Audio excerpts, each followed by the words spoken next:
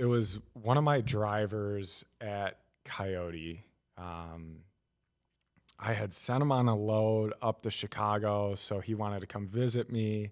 Okay. He came and visited me, and he was like, "Yeah, get in my truck. We'll do a cruise." And I'm like, "All right, like we'll see what happens here," and pulled out some weed, and I was like, "Oh God, this is not the type of relationship I want to have with this driver. Like, I need to run for the hills right now."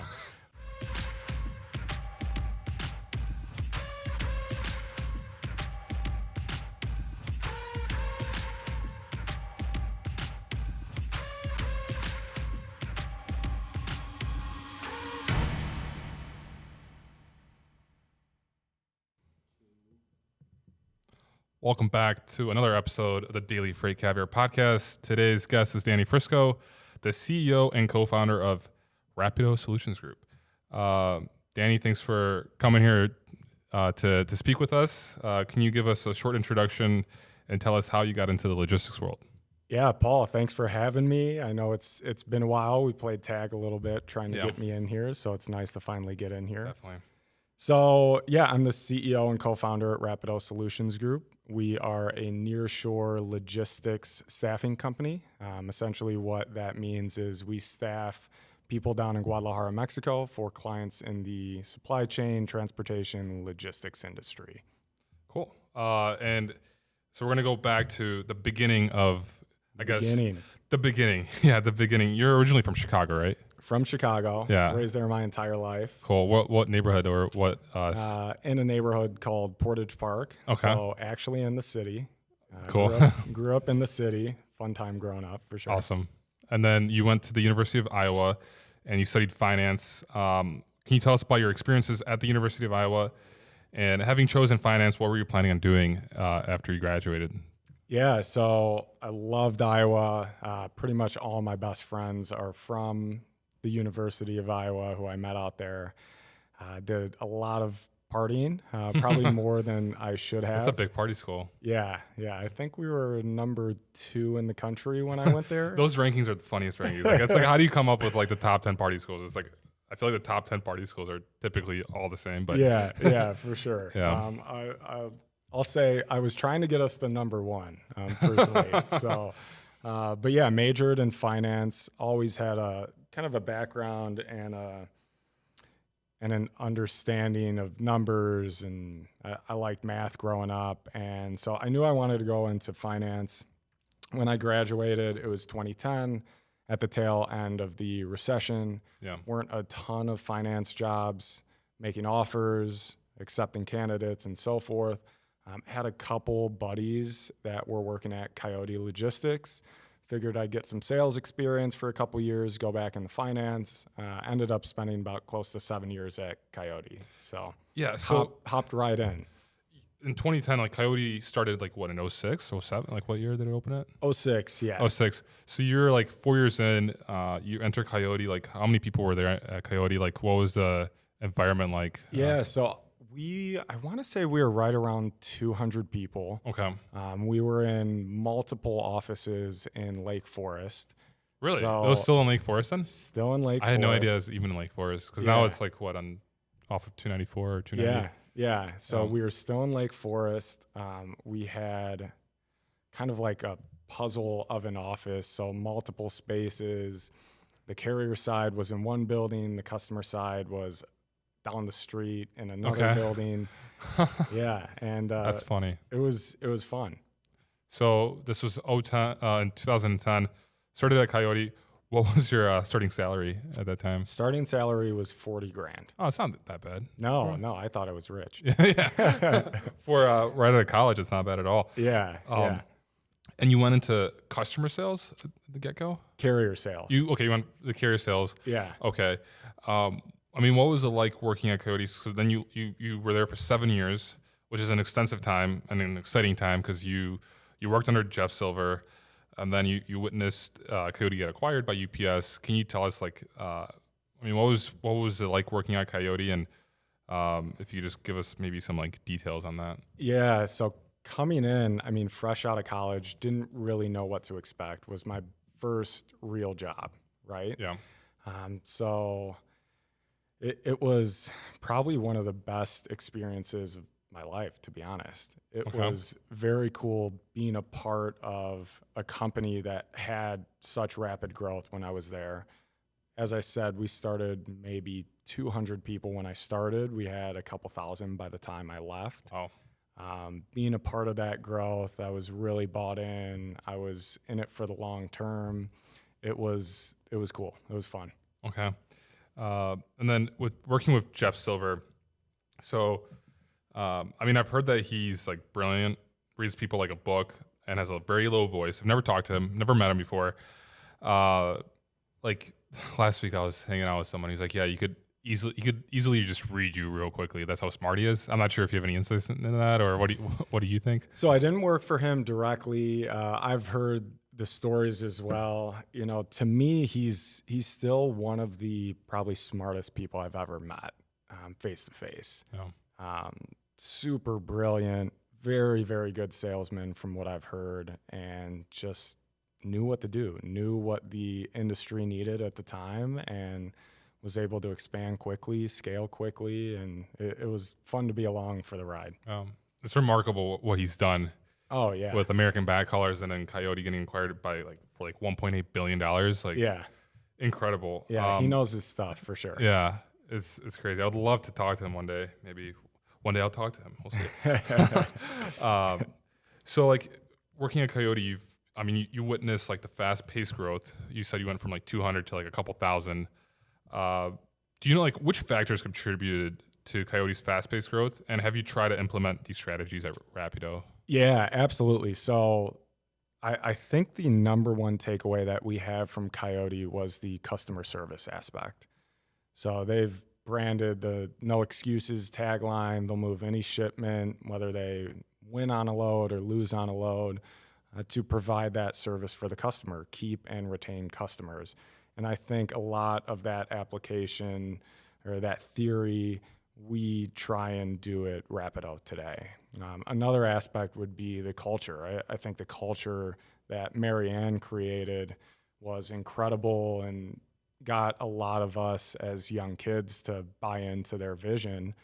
And we try and bring a lot of that culture aspect into our company today. Okay. And Marianne is Jeff's wife? Yep. Okay. Yeah. Cool. So you spent 7 years at Coyote, and then you went to Blue Grace Logistics, which is like probably the up and coming place in Chicago. Yeah. They had the same investors as Coyote did. Okay. Still do, but went there, kind of followed my old boss from Coyote over there, Okay. trying to do the same thing, blow Yeah. up another brokerage and scale it. Yeah. And so I had the responsibility of growing their Chicago team. We opened the office downtown in the Loop. We had, maybe 3 or 4 carrier sales reps in Okay. Chicago when I started. Up in Itasca, Illinois, when I left, we had about 40 to 50 Okay. in the downtown office. So It's 2 years. I was only there 2 years, but saw a lot of growth. Learned a lot as well. Was more on, the inside strategy of how to scale a business at that point that I didn't get from Coyote. Okay. So had a lot of good takeaways. So what happened that made you want to quit Blue Grace and start Rapido? So when I was at Blue Grace, I kind of saw the need for working with outsourcing companies. There weren't a ton of companies in the market at the time, and I just saw the opportunity to try and go that route. A little more background about me is my wife, she's born and raised in Michigan, but her family's from Mexico. Okay. So when we started dating back about 10 years ago, I started traveling to Mexico quite a bit. I learned about the culture, the people, and kind of fell in love with the country. So when I first got on the idea, it just made sense to, hey, if you're going to do an outsourcing company, why don't you look to Mexico first? And that's what I did. Okay. And so you worked at Blue Grace from November 2017 to October 2019. Then you start Rapido in October of 2019. Is that correct? Yep. Okay. So this is essentially 6 months before the COVID pandemic hit. And you also have a partner, co-founder, Roberto. Yeah. what did your first 6 months look like before the pandemic happened? Like how was it? Like, did you already have customers? How was the environment like? Yeah, so I would say the first 3 months, kind of October till the end of 2019, is really a lot of planning. So setting up the company, the websites, a lot of legal stuff that you have to go through in Mexico that I wasn't necessarily aware of when we started the company. So kind of building the foundation and reaching out to my network, really. So I was calling a lot of former colleagues, friends that are in the industry, telling them, hey, in a couple months, we're going to be going live. I'd love to let you know what we're going to do, how we can help, et cetera. And then from about January of 2020 into the new year is when we really started operating the business. So that's when Roberto jumped on board. He was on board before, but actually quit his job and joined me. I actually moved to Mexico December of 2019. I lived there for the first 3 to 4 months, and we really got the business going. So we had one client at that point by the time COVID hit. And as you can expect, it was crazy. I mix of emotions. I think part of me was like, oh gosh, I'm going to have to, go back to my boss at Blue Grace and see if he'll give me a job back. On the other side, I saw it as a potential opportunity. I think it forced that remote work that is, the hybrid model that we now are all a part of. But it was crazy. I remember the first or second week that we sent everyone home, we were onboarding our second customer. So we had everyone drive to the office, pick up their computer, and then send them home, and we trained them from home. We had never trained anyone from home. It was only our second class ever that we had trained. So we were still working out all the kinks there. And yeah, it was definitely an experience. We kind of just had that fizzle out for a couple months. We didn't really grow much. And then everything kind of came to a head by the time COVID got a little easier. People started going back to the office, and we saw an increase in demand. Okay. So like, when did people start going back to the office, like in Mexico? I'm guessing it wasn't like that long as maybe compared to America. Yeah, I want to say we started going back in around June. Okay, yeah. And then I was the same way in Ukraine. Yeah. I was out in Ukraine then. Yep. And then we had a couple customers start July and August, I think, because once people in the US started seeing that people are going back to work, it obviously takes a little time to sell to a new client. But so we started new classes July and August. Okay. And then really saw the increase in demand in the following months after that. That's when the market really picked up, like July, August. I remember that. Yeah. It was super hot. Nothing was moving. And the need for carrier sales reps was just tremendous. Yeah. Okay, so it took off. This was in August 2020. Essentially, you started getting more and more clients. What was like your marketing strategy? Were you just continually reaching out to people that you knew, or did you have like some other strategy behind it, like sales? Yeah, really, we leveraged our network as much as we possibly could. So that worked for us. Roberto also was with me at Coyote. He was there for about 10 years. And within that growth, a lot of the people that we kind of came up with at Coyote are now decision makers, C-suite execs at some of the biggest logistics companies out there. Sure. So, first thought was, hey, we're building a company. We're going to our friends first. We're trying to leverage those relationships. And I think there was that inherent trust with us that, hey, these guys are new, but we'll take a flyer on them. We'll take a chance on them because we trust them. We came up together. We know how they were trained. We know how they operate. And that was a huge help for us. Yeah, totally. And since you're in Mexico now, you're in Guadalajara, right? Guadalajara, yeah. Yeah, so you get to go there pretty often. We talked about this before the recording. Yep. You probably love it. Just go to Mexico for business and vacation and work. Oh, it's great. Love Guadalajara. Such a cool city. Would recommend it to anyone who's never been. And then, being from Chicago yourself, the winters are quite brutal. Yeah, So totally. I keep an apartment down in Guadalajara. Okay. I try and get out there as much as possible during the winter. And your the co-founder Roberto, he lives now in Guadalajara. Lives there full time. Yeah, He was here in Chicago for like a few years. He was here in Chicago, started with Coyote in Chicago, and then actually helped Coyote open their Guadalajara office. Oh, wow. And also their Monterrey, Mexico office. Okay. So he is really the brains behind all things Mexico. Cool. So like the business starts growing and developing. You need systems and processes in place. Can you tell us about like what kind of issues were you dealing with, and what processes did you have to implement for the operation to work smoothly? And what are you like dealing with like issue-wise, like on a daily basis these days? Yeah, I think as a startup business, you're constantly developing and trying to improve your processes. What we saw early on is COVID changed a lot of that for us. We didn't know how that would affect the future. And then also, once the demand hit, sometimes it's hard to make sure your process are fully developed when you're just trying to keep up with the demand. Yeah. So whether it's on the recruiting side, on the onboarding side, the training side, I think we're getting to a good spot. But as any business, you're continuing to grow and scale like we are. You need to develop processes and improve them along the way. Totally. I understand that with my little small business. I have people in Poland, and getting the SOP in and then editing the SOP the next month because there's something to be added. Yeah. And I can't imagine when you have 550 people in Mexico, like how you must be dealing with a lot of stuff. Yeah. Absolutely. The process versions come out. It's like version 8.2 now. Something like that. Totally. Yeah. Okay. So that's really cool and exciting. Like I mentioned, you have 550 employees now. Is there something that you specialize in logistics? Yeah, I think for the logistics market that we focus on, we specialize really in that carrier sales or a sales type of role.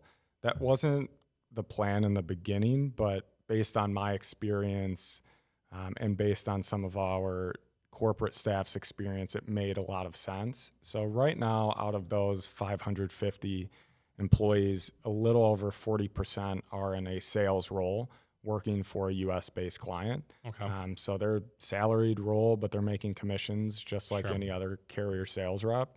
Remaining a little under 40% are all things tracking and tracing, customer service, dispatching, and then the last 20% are all things back office.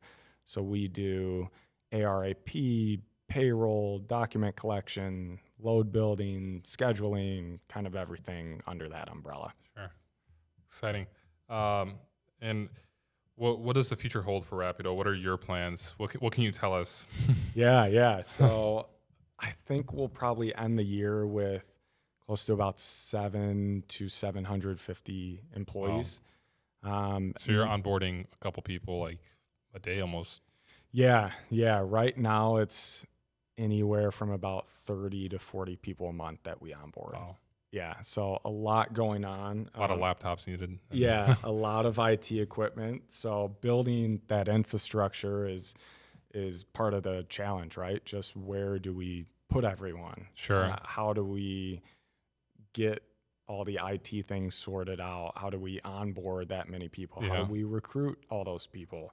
So a lot of internal challenges along the way, which are exciting. Right now, we're focused on getting another office space in Guadalajara.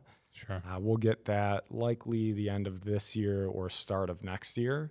Okay. And then, we'll see what the future holds. Maybe another city in Mexico, maybe other countries. Taking it one step at a time right now.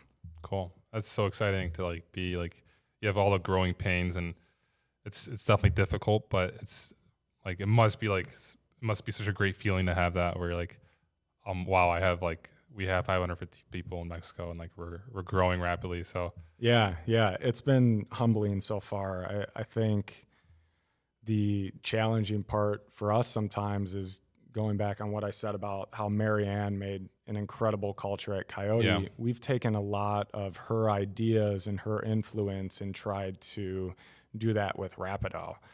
So not as hard the first year when we ended the year with 100 people.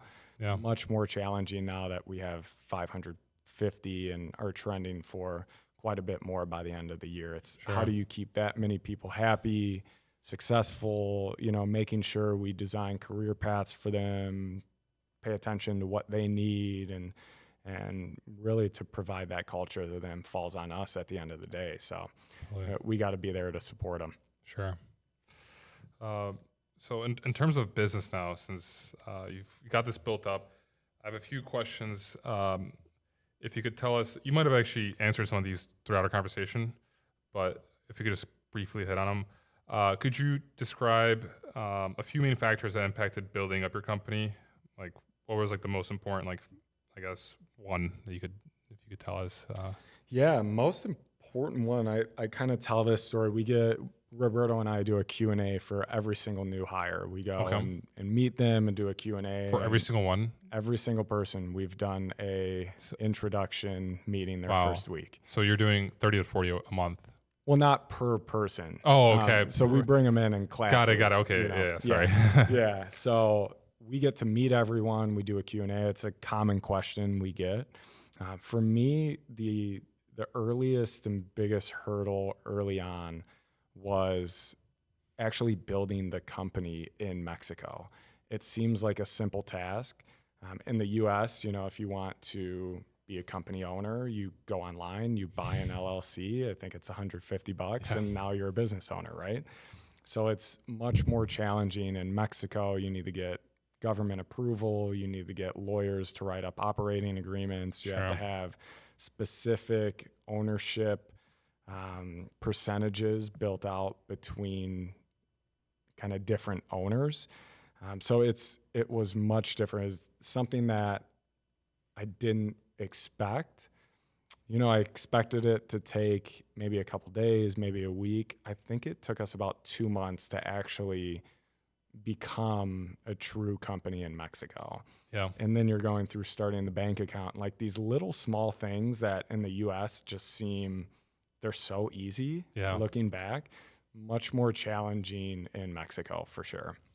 It's interesting you point that out because it's the same way in Poland where it's so tedious. You're dealing with so much like bureaucratic documents. You got to meet the lawyers. It's just really a pain in the ass to do. Whereas in the U.S., like for me, it's been so easy and I love it. Like having FreightCaviar LLC and it's great that you brought up that point because like a lot of companies don't realize how difficult it is. And it was the same way in Ukraine. In Ukraine, it was just like who do you know and how well are they connected with people in the government? Yeah, that's essentially how it was. I bet, for sure. Yeah. And then the other biggest challenge right now is kind of touching back on the culture aspect. So we tell every employee that works for us, our goal is to be the best company to work for in Mexico. And we mean it when we say it. It's tough though. It's not easy. You're constantly trying to change the way your company operates and that employee value proposition and make sure that all your employees are aligned with that vision. And with 550 people now, it's hard to keep that culture. So that's our biggest challenge, but our biggest goal at the end of the day. It's how can we continue to improve, make sure our employees are happy and successful for whatever client they're working for. Sure. And have you like implemented anything? And have you hired people to like take care of that? Some we use a survey software right now. What is it called? Culture Amp. Okay, Culture So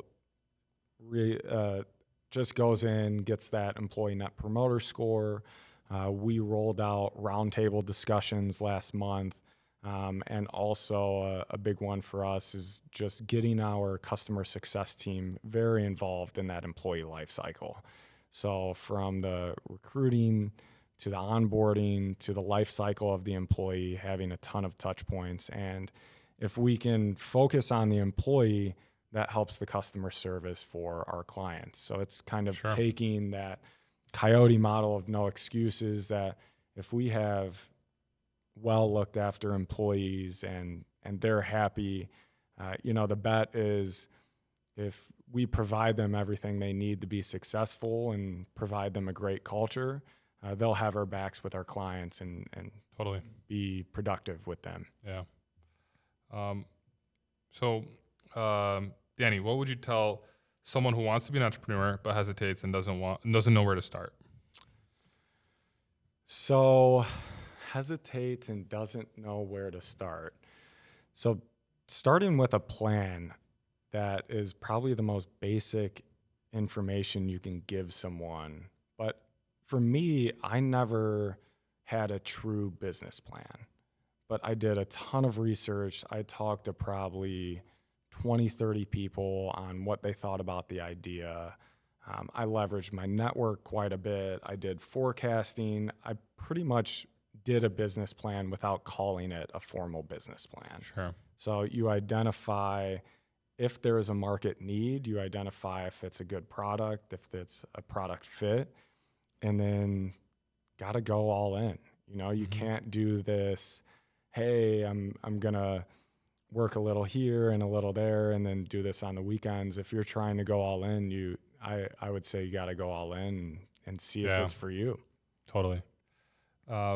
Looking back through your past, is there anything you would do differently to accomplish your goals quicker or better? I don't think so. We've made mistakes along the way. For us, whenever you make a mistake, it's a learning experience. Totally. So Roberto has a great saying. It's, fail fast. And that's the advice he gives all of the employees on their first day or first week when we speak to them. It's like fail fast, learn from it, and move forward. And you learn from those mistakes. And, knock on wood, hopefully you don't make them again. Yeah. What would you consider to be the most challenging obstacle you have faced so far when building Rapido? Definitely going back to the culture aspect. We truly want to be the best company to work for in Mexico. It's very, very hard. I kind of look at culture in a couple different lenses. One is our employees have to be fairly compensated for the work that they do. They have to feel like they're fairly compensated. The other is if they're doing well in their position, I think they have the ability to move into a different role or into a leadership position if they're that A-plus player. And then just making sure we're there for them, providing them a good building to work in and good people around them and having a lot of those touch points and the one-on-ones and actually taking that information that our employees provide to us and acting on it. I think it's big. I think a lot of companies say, hey, we want to hear the feedback. We want to be transparent. We want this to be a two-way street. And then they receive that information and do nothing about it. So we have to show our employees that, we value their opinions and we value what they want more of at the company and what they want less of. And we have to show them that we value that opinion enough that we'll act on it and we'll prove that we'll act on it. Sure. And what I've realized is because I was in Ukraine managing a team of 100 people, there's the work culture, but then you have the cultural differences when it comes to being an American. We're usually loud and we like people to take initiative. What I realized in Ukraine was people wouldn't take initiative because they were afraid they would make a mistake, and they'd always ask me if they could do something, and I would always stress them guys, I'd rather have you do something wrong and fail at it, fail fast, and I'll tell you, then instead of you just asking me if you could do this or not. So and I'm not sure how it is in Mexico. I've never worked with worked with people in Mexico, but I'm guessing there are a lot of cultural differences. Even though we're so close by, it is a completely different country, with its own values. And they work differently, right? Yeah, for sure. Cultural differences. I would say just overall though, it's an industry thing, right? It's teaching people the sense of urgency that logistics has. Sure. That culture is tough in the US sometimes. Yeah. So it's up to us to make sure we can coach them through and train them through that sense of urgency and explain the process and kind of that whole supply chain aspect of if there's a delay on one end, this affects 10 things at the other end of it. So just boils down to training and making sure like they understand. Cause like, Yeah. I had the same problem when I was in Ukraine, or like I was dealing with the same problems. Like, it's like, yo, this is a big issue, guys. We need to figure this out. I know we're like 6,000 miles away, but it's like, we're in control here. Yeah. And then this is going to be the final question from the business questions. What should entrepreneurs look for in their business partners and those they work with? What is the most critical personality trait that you look for in your employees? So for me, when Roberto and I first kind of partnered up, I had vetted him. I'm sure he vetted me. There was that kind of inherent trust that we were both at Coyote. But kind of funny story about us, we weren't friends before we started the company. Okay. So we both knew each other. He was friends with my wife, actually. Okay. So my wife is the one that said, hey, you should reach out to him, see what he thinks about Mexico and things like that. And I think early on, we both had a vision of that we both wanted to start our own company. And in a lot of ways that, some of my personality traits I have complemented his personality traits. So early on, we knew that we were a good personality fit. We could be friends. We're, as close as brothers today. But it was a good personality fit. And I knew that he had the knowledge and the expertise in Mexico to do what we were trying to achieve. So I guess my advice would be, don't jump into that partnership. I said jump fully into starting a business. Yeah. Take time on the partnership. It's like getting married. Yeah. I mean, it is a marriage at the end of the day. Hang it up. Yeah. So take the time there. Vet the person if you can. Try and really see if at the end of the day, if not only you can be business partners, but can you be friends, and can you have that mutual respect with each other to not abuse that friendship down the line and use that for leverage in a way. And Roberto, I love the guy. I mean, we've been successful as a partnership so far. So definitely. Yeah. And then real quick, Danny, the most critical personality trait that you look for in your employees, is there anything that sticks out because you probably don't interview people anymore, but you used to. So yeah, what would you look for? So I interview some now. We actually use a company for a lot of our interviewing. It's called TTI Assessment. Okay. So it's kind of a general personality assessment. So a lot of times it's very position specific. So that's a little more analytical than I used to do it when we first started it. Sure. It was very much going back to the personality aspect of it. Did I see drive in them? Did I see like they'd be bought into our vision? Did I trust the person? There's skills that you could teach along the way. You can't really teach that drive, that motivation, that desire to succeed. And that's really what I prioritized early on. And I did that, back when I was hiring carrier sales reps at Coyote and Blue Grace too. Okay. So you learned a lot beforehand from like interviewing people at Coyote, like what to pick up on. Yeah. It's a numbers game, I feel like sometimes. Yeah. You see what works, what doesn't. Yeah. Cool.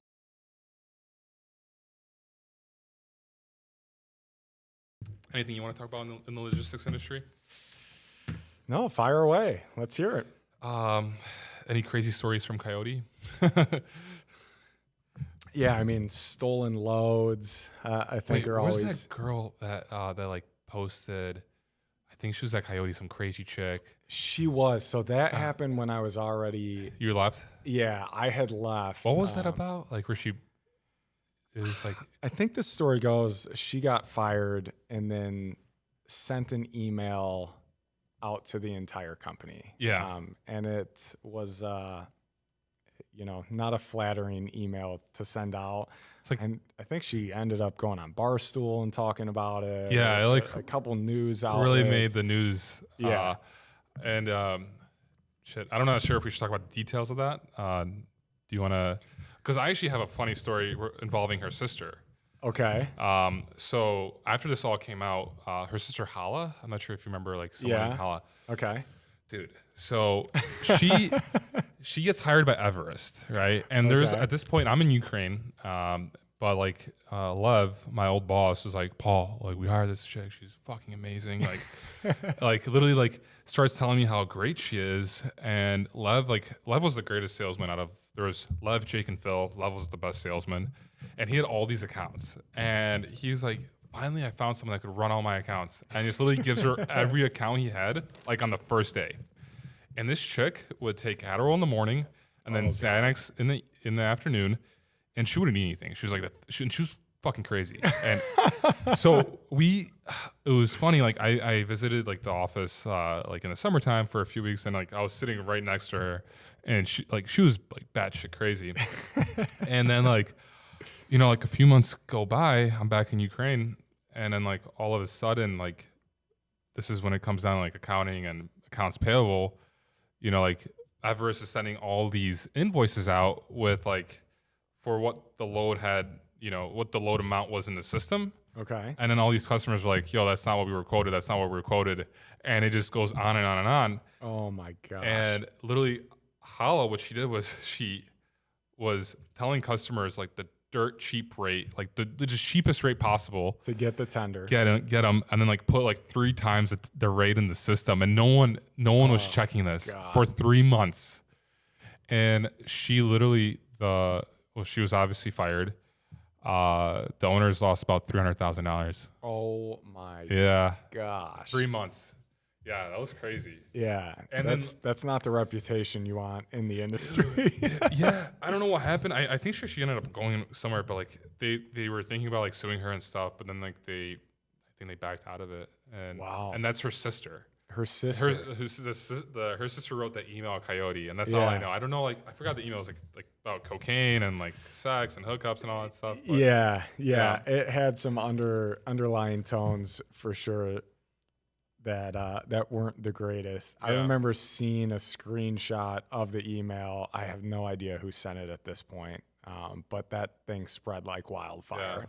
Yeah. Everyone knew about it. Yeah. And then like the outlets like Barstool Sports and everyone else talking about it. Yeah, they picked it up Yeah. pretty quickly for sure. That's crazy. I actually, shit, man, I have so many crazy stories from like Ukraine and stuff. I don't know, like I don't know if I should share them or not, but So I have one.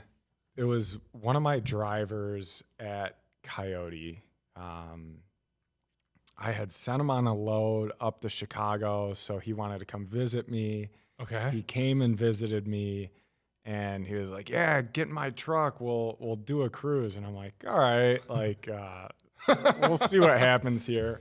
You know, and pulled out some weed, and I was like, "Oh God, this is not the type of relationship I want to have with this driver. Like, I need to run for the hills right now." So I kind of quickly got out of there, and then I know he went and tried to deliver at a Home Depot or something, and he had a bunch of flowers that didn't get taken by the receiver, whoever it was. I kind of forget now, and he was trying to like pawn them off on me. He's like, "Yeah, come get these flowers, like bring them to your mom." And I'm like, "Dude, I'm good. We just take this load back to Texas and get away from me." Yeah. It gets creepy sometimes, man. Yeah. Like, it was strange for sure. Yeah. Totally. Man, we need more stories like that. Those are good. Oh, I'm sure they're out there. Could I take that clip and put it on Instagram? I want to. Yeah. Is that cool? Sure. Yeah. Like, leave the customer specifics out of it. Yeah. Yeah. Okay. Then so shit. Yeah, you were in carrier sales for like what, 9 years altogether before Rapido? Yeah. So I spent about 2.5 as a rep, and then the rest of it all in management. Got it. So I had some, on the same floor way. experiences, and then some of the experiences were obviously some of my reps who had crazy stuff go on. Totally. Going back to like the culture thing, like what have you like seen have you like read any like books about like the cultural differences between like Mexico and like the US? Because there's actually one book that I read where it was like an overall book, like a psychologist that traveled the world that like wrote a book about work culture. Okay. And it's fascinating because it was fascinating for me when I was in Ukraine, because like I was learning like about like the differences, like different approaches to and there's different like untold like rules and stuff that's like taboo in certain cultures that isn't, let's say in America's really open and like, Yeah. like, have you like witnessed something that's like a lot different in Mexico that they don't do really in the US or vice versa? The one thing I noticed that's a little different from what I've seen, and this isn't necessarily based on my employees, this is kind of based on my wife and goes into our employees, is that family is such a big thing in Mexican culture, to the extent that my wife is close with her second and third cousins. Okay. Where for me in the US, I grew up in Chicago, as I said, but I didn't really have much family close. I have family on the West Coast and in Indiana for the most part. Was close with some, but not super close with them growing up. Sure. We didn't grow up with a ton of cousins running Okay. around, and I probably couldn't even tell you who my second and third cousins are. Sure. And we're going to weddings in Mexico for her third cousins. Got it. And it's very common in Mexican culture that you have that closeness with your extended family much more than in the U.S. from what I've seen. Okay. Makes sense. What is your ancestry? So I'm like a little bit of English, Scottish, Italian for the most part. Okay. I'm a mutt at the end of the day. So Frisco is an Italian last name? Italian last name, yeah. Okay. Cool. Used to be Gianfisco. Okay. My great-grandfather came in from Ellis Island. They Yeah. changed it to sound more American, changed Sure. it to Frisco. Cool. My sister's married to an Italian. They just flew in from Italy yesterday. I picked him up at the cool. airport because he works for Ferrero Rocher. They sent him from Italy to Chicago. They met in Chicago, and now they That's live in awesome. Hinsdale. And Very cool.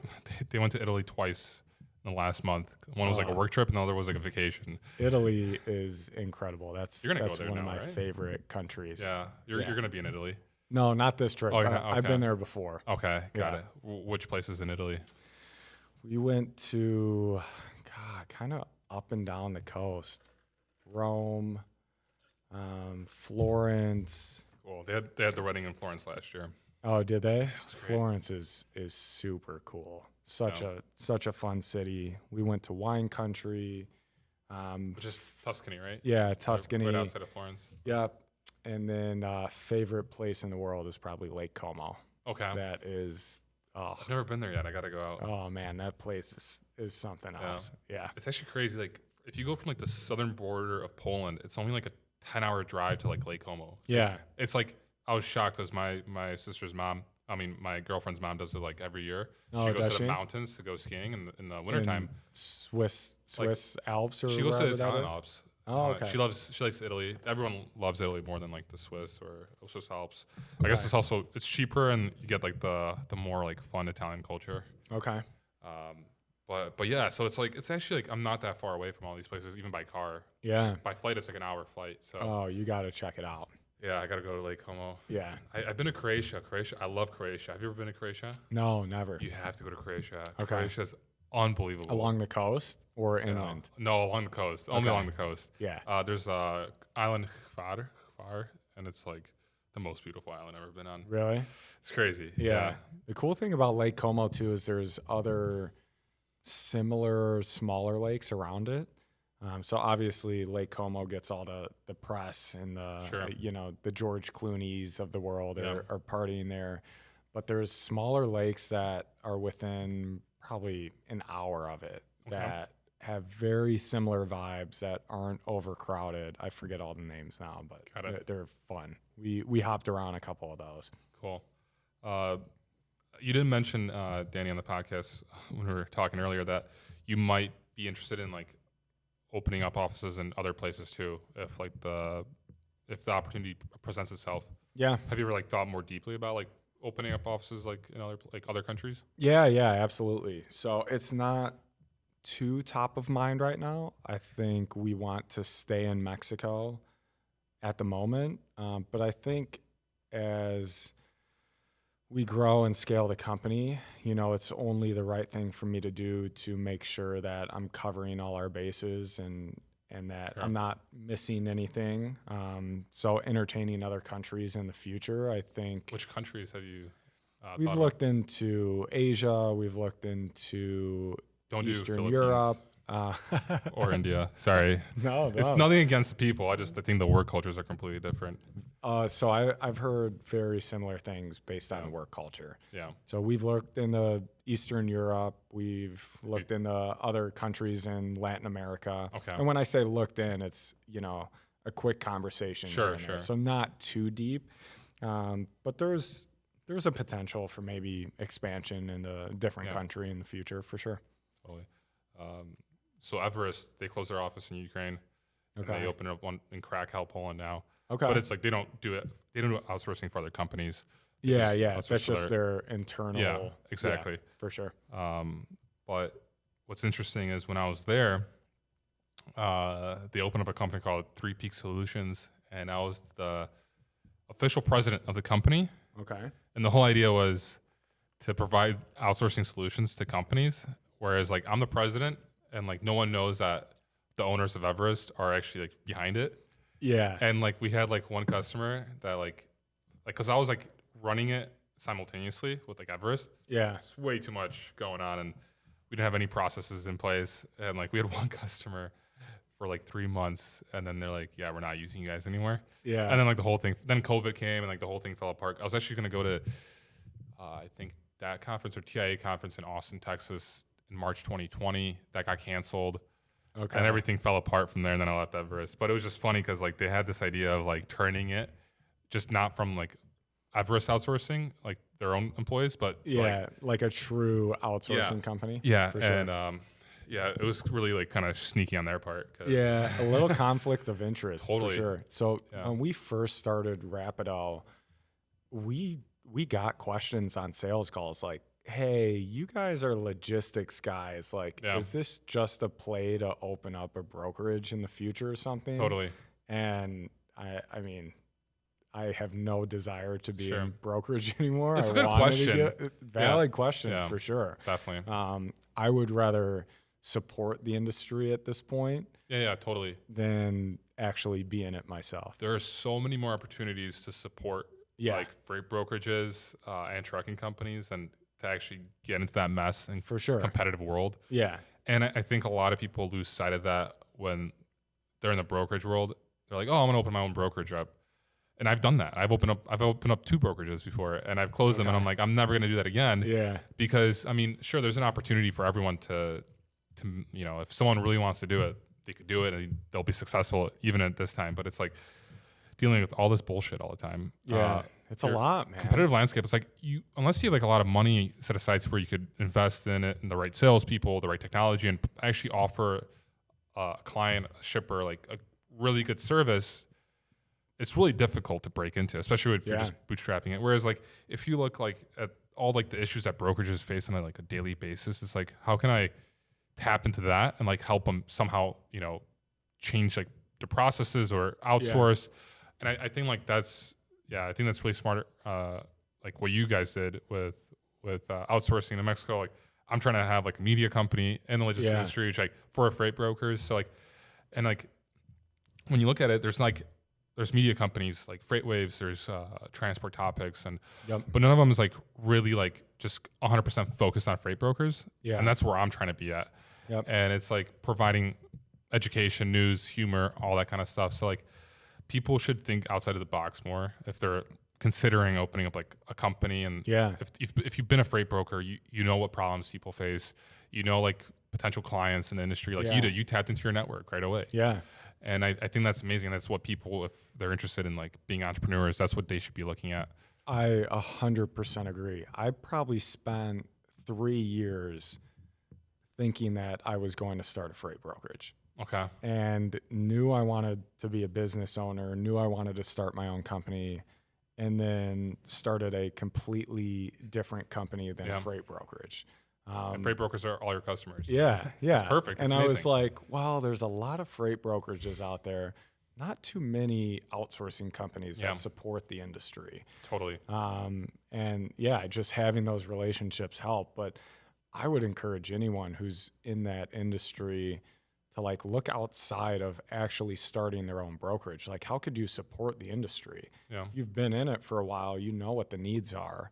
you know what the opportunities are, where there could be product market fits, and kind of go that route other than we're just going to spin off a brokerage. Yeah, 100%.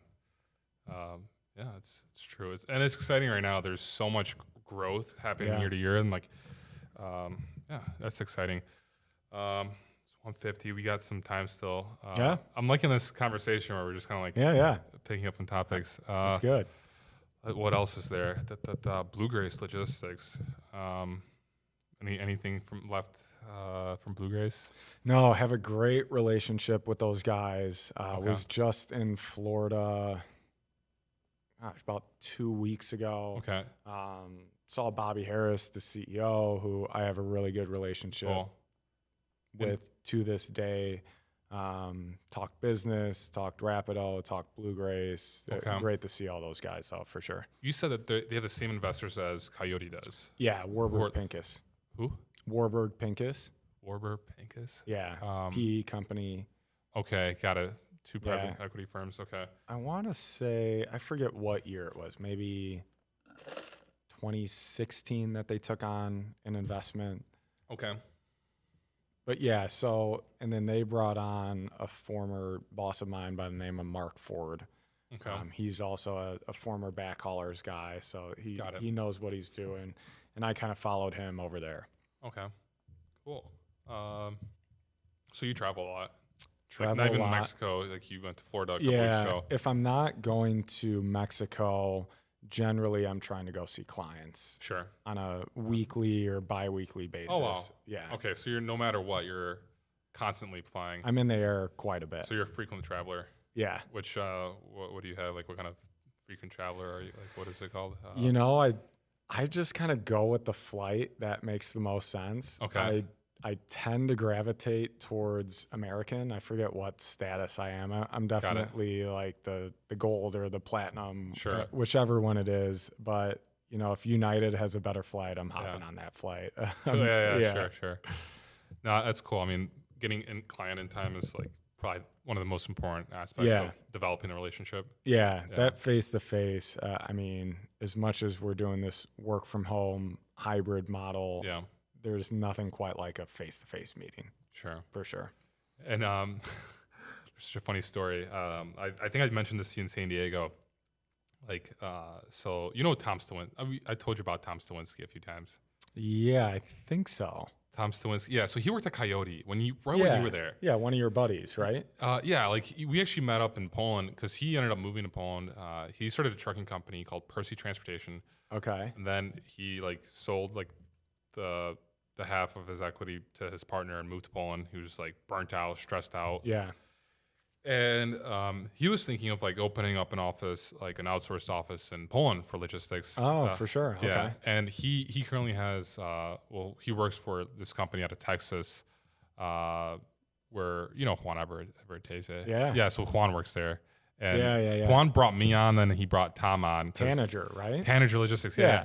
So it's actually super funny because I get connected with Tom from a trucking company in Chicago, a Polish trucking company that I used to work with for like 5 years. They knew I moved to Poland after I left Ukraine. Okay. And my buddy there's like, hey, I have a friend in Poland who's in logistics, and he's looking for a logistics job. Maybe you could hook it up for him. Yeah.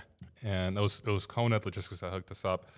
And then it turned out it was Tom. I'm like, oh shit! Like I remember reading about Tom like in like an article online because my cousin sent it to me because my cousin knew I was in logistics, and there was an article about Tom being like the youngest trucking company owner in America. Oh, that's cool. It was on CCJ, Carrier Commercial Journal.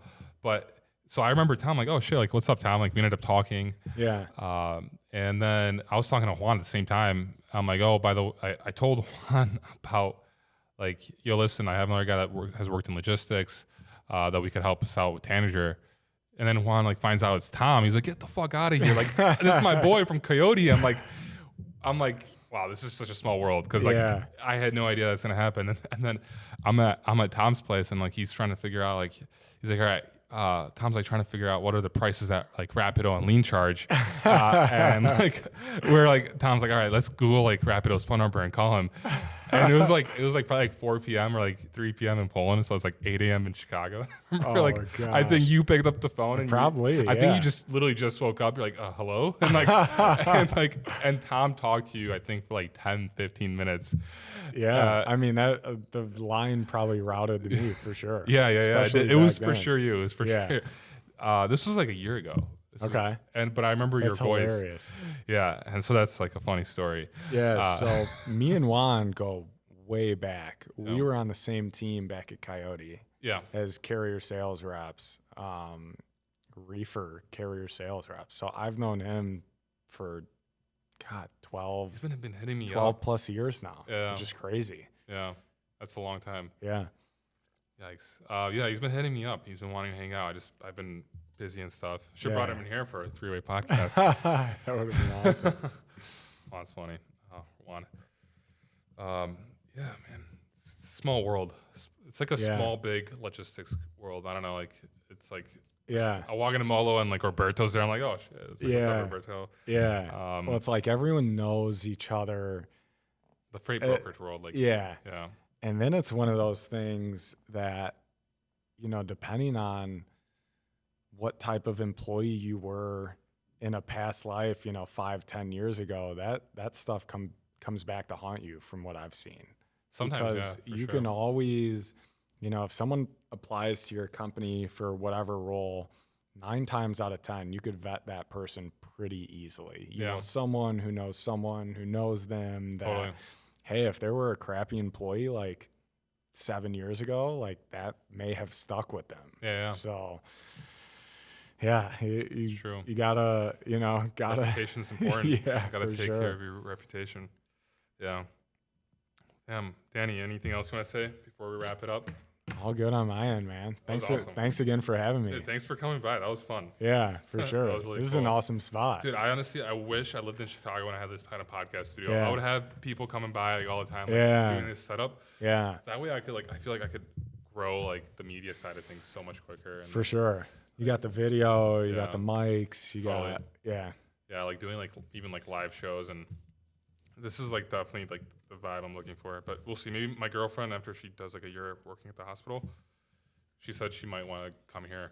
Really? So next summer I might move back with my girlfriend. Potential to get Yeah. back home. That'd be actually All right. awesome. And after Yeah. after visiting all of America, I'm like, Chicago's the best city. Really? Chicago, yeah. I love that. I mean, I'm the same way. I've visited a lot of cities, and Chicago is In America, by yeah. far. Yeah. There's no other Nothing beats city it. I would live in besides Chicago here. Yeah. Chicago's the best. Yeah. It's awesome. Well, Danny, Cool. thank you. Yeah. Appreciate that. Appreciate it. Thanks for tuning in to the Daily Freight Caviar Podcast. If you enjoyed the podcast, or if you didn't, leave a review. Let me know what you think. I appreciate any feedback. If you'd like to have more Freight Caviar content, go to freightcaviar.com and subscribe to my email newsletter.